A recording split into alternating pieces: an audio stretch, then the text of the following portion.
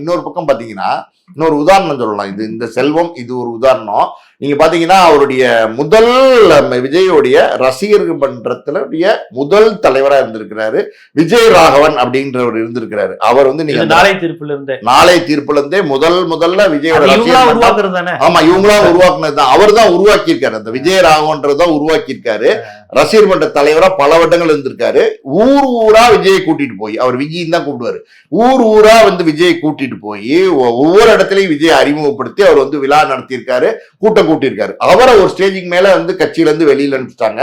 காரணமே இல்லாம வெளியில அனுப்பிச்சிட்டாங்க. இன்னைக்கு அந்த விஜய ராகவன்றவரு ஒரு டீ கடை வச்சிருக்காரு. நம்புவீங்களா? டீ கடை வச்சிருக்காரு. யார் அவரா? ஆமா, விஜயினுடைய 93 நாளைய தீர்ப்பு 92 நாளைய தீர்ப்புல விஜய் மன்றம் ஆரம்பிச்சாருன்னா இப்ப அவரு குறைந்தபட்சம் ஒரு லட்சாதிபதியாவது இருக்கணும்ல. 200 கோடி ரூபாய் சம்பாதிக்கிற ஒருத்தர் நீங்க சார், அவர் இன்னைக்கு பெரிய ஆளா இருக்கணும். ஏன்னா அவங்க தலைவர் அரசியலுக்கு வர வந்துட்டாரு.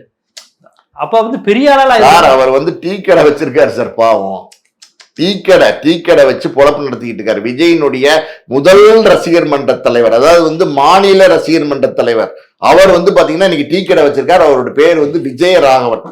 நம்புவீங்களா? அதுக்கப்புறம் ரவி ராஜான்னு வந்து பாத்தீங்கன்னா செயலாளரா இருந்தாரு. இதே ரசிகர் மன்ற செயலாளரா இருந்தாரு. அவர் சிவகங்கைக்காரரு. விஜயராகவன் சவுத் சைடு தான். ஆமா, சிவகங்கைக்காரரு. அவர் வந்து இன்னைக்கு வந்து டீ கடை வச்சிருக்காரு. அது மாதிரி ரவி ராஜாங்கிறவர் வந்து பாத்தீங்கன்னா செயலாளரா இருந்தார் விஜய் கட்சியில. ரவி ராஜா இன்னைக்கு வந்து எங்க இருக்காருன்னே தெரியல.